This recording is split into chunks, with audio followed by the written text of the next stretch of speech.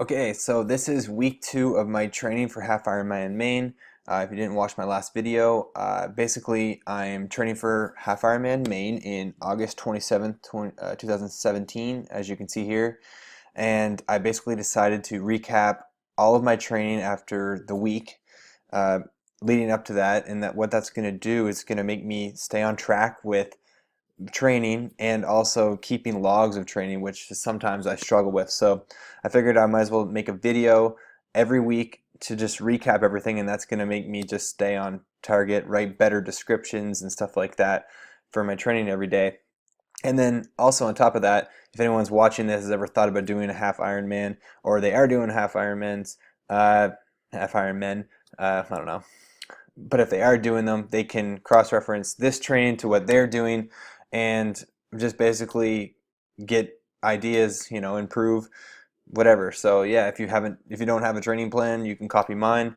Without further ado, let's get into this. So there's my Strava for the week. Well, where is it? We go to training logs. Okay, so here's last week. I did 8 hours and 40 minutes of total time training.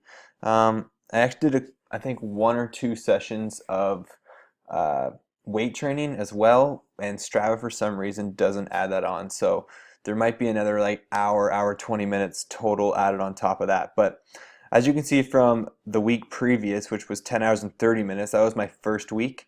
It's a little bit less. So the first thing I want to cover about this training recap is the reason why it's a little bit less. Now, most training blocks usually go on a 3-week build cycle, so that means week 1 is a build, and then week 2 builds on top of week 1, and then week 3 builds on top of week 2. So what you have is like usually what you'll have is total training hours building 3 weeks in a row, and then on your 4th week you'll have a recovery week.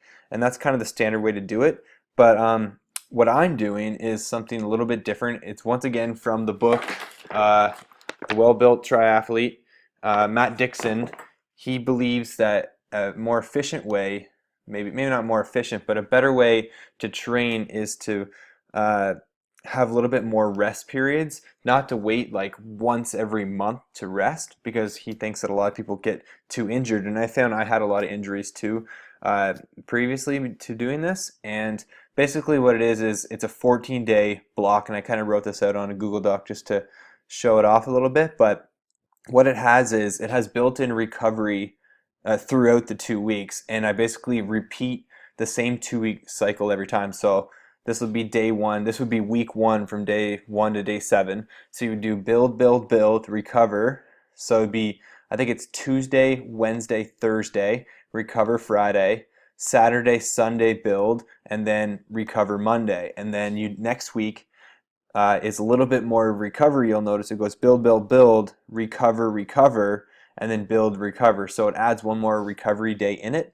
And as you can see, just from following that, this was my week 1, about 10 hours and 30 minutes, and then the second week was about 8 hours and 40 minutes. So basically, I'm going to follow about that type of, maybe a little bit more, but roughly those hours all the time. It's going to be about 10 hours, 8 hours, or it might go up, but it's going to go up proportionally. So that's basically what I'm doing, and that's going to explain why the hours are always kind of mimicking each other. So anyways, so Monday, as you can see, I didn't do anything, and that was what I was supposed to do. I had optional swims and an optional bike. So in this training plan, I noticed it's kind of written for people that are it's kind of scalable, right? For people going all the way up to pro. So there'll be workouts that you have to do, and they're called key rides or key workouts. There's 3 key exercises for each sport every week. So there's 3 key swims, 3 key runs, and 3 key bikes. And I'm actually just doing the key workouts. Now on top of that, there's also optional workouts and just straight up rest days. So basically, if I wanted to keep going, I wanted to go like pro, which is very, very far away. If I ever wanted to go pro, you would end up having rest days that would be active recovery. So you'd be doing the optional swim, or you'd be doing the optional run, and it would just be recovery for you basically. So I'm not doing that. I'm just taking rest days. I'm not doing the optionals. So Monday, that's why I didn't do anything. Tuesday, I have a key swim. Uh, Looking at the workout, I did 4 by 200, 3 by 150, and 5 by 100. I took a minute off in between each, and I was holding a 2-minute pace per 100. Now, I'm not a very good swimmer.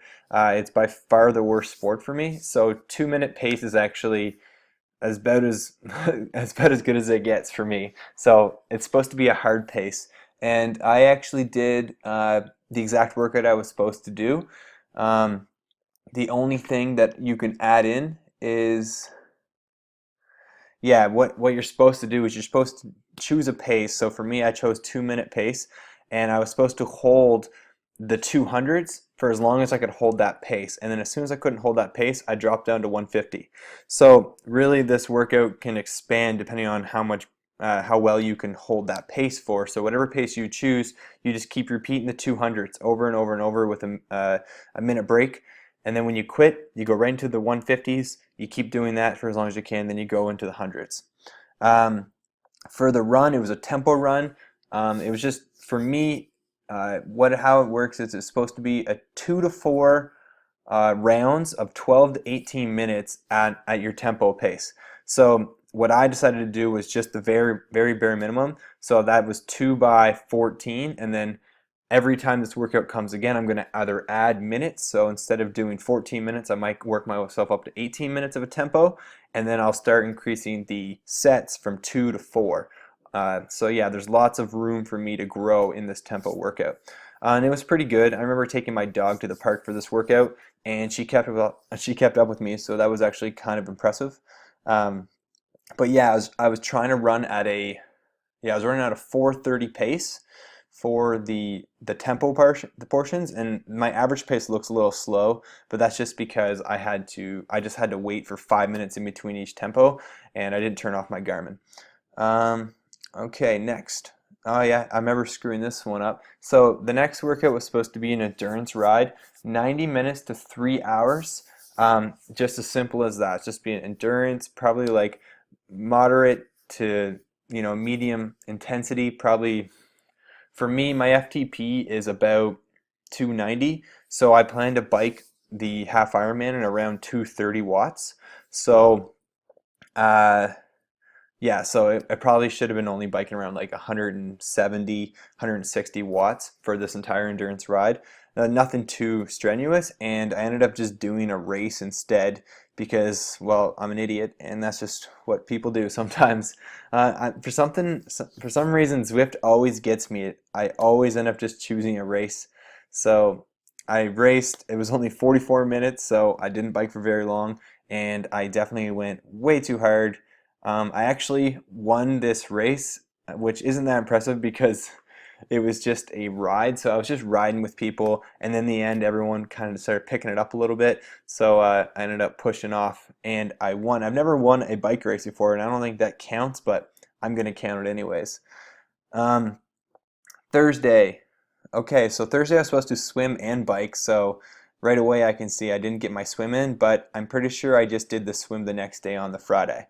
But for the bike, it was supposed to be, let's see, 8 to 10, um, 8 to 10 rounds of 4 to 6 minutes intervals, and basically you're holding strong effort for those 4 to 6 minutes.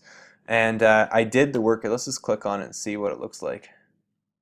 Although I feel like Strava doesn't really put up much on the workout. I should have pulled up my Zwift workout. I could have shown you a little better. Yeah, it's not going to show anything.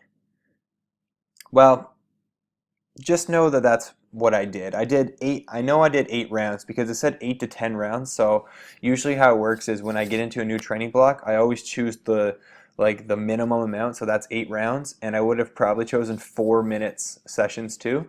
So 8 by 4 minutes and a couple minute rest in between each. And yeah, so that was my bike. And as I already said earlier, I pushed the swim off to Friday. Yeah, so the swim was supposed to be 8 by 300, or anywhere from 8 by 300 or 8 by 150. So I had a little range there. So I definitely chose the 8 by 150 just because I struggle. There it is. Yeah. So 8 by 150 building, then 250 straight, then 8 by 75 building in speed, and then straight into the 250. It was total 2,500 meters. It was a pretty good swim, actually. That's pretty hard for me. I'm sure there's some swimmers out there that don't find that difficult, but I find swimming quite hard. Uh, and the run was just an easy run for sure. Friday run, yeah, it was just an optional run. So I actually did this optional run. I think it's because the day before on the Thursday, I was supposed to do a brick and I didn't do it yet. So I ended up putting an optional run in there, just 25 minutes, easy with the dog again. Yeah, the more I can run with the dog, the better. So yeah, really easy. Just like, look at this 7-minute pace. I actually stopped and talked to my wife at work for a little bit, but yeah, it was really good. Just nice and easy, just like flushing out the legs a little bit. And then on Saturday, it was just a long run, 50 to 80 minutes, zone 1 or zone 2 the entire time, and just focusing on form pretty much the whole time. So the run's broken down into 2 pieces here, but it's actually just one run. I had to stop and take a phone call halfway through. But yeah, 6.1 kilometers, and what's the other one? 6.2. So yeah, 12.3 kilometers total. About an hour and what was that? An hour and 6 minutes. Yeah, nothing crazy. Definitely, this week is definitely easier than the first week. And then finally, Sunday, yesterday, I did what you're technically supposed to do is an open water swim, but it is way too cold here in Canada still, so I am swimming in the pool. And I was just doing 4-minute intervals, holding a certain pace, and every 4 minutes, yeah, what is it? 4 minutes, yeah, you're progressing in pace after every round, and basically you're doing 9 rounds of those. I didn't get all of it done because, as you can see here, it was cut short because I snapped the strap on my goggles and I had to order some new ones. So pretty crappy excuse, but that was the reality. And then later that day, I did a nice bike ride. This one was pretty sweet. I was supposed to actually go for 2.5 hours, but I only ended up going for an hour or 1 hour and 25 minutes. That was because I was cut short by another thing that just came up. But either way, the sessions were 20-minute long intervals, which they were actually pretty hard. Where 15 minutes of the interval was at my race pace, so that's about 230, 235 watts. And then I did 5 minutes above race pace, which I held for about, I think it was 255, 260 watts. So I'd hold that for 5 minutes. And then it was just easy 10-minute spin in between each. And I did that 3 times. And next week I'll be doing that 4 times. So I'll end up doing 80 minutes of tempo. And then it keeps building until I get to 5 rounds of that. So that is definitely going to be a sweet key specific ride workout that I'll be doing every second Sunday. So yeah, this was my entire workout for the week. I hope you guys gained something from this. If you're still watching this, impressive. Yeah, thank you very much. And subscribe if you guys want to follow this. If you guys want to do this race, you like seeing how other people are training for this thing, subscribe and follow along. Anyways, take care, guys.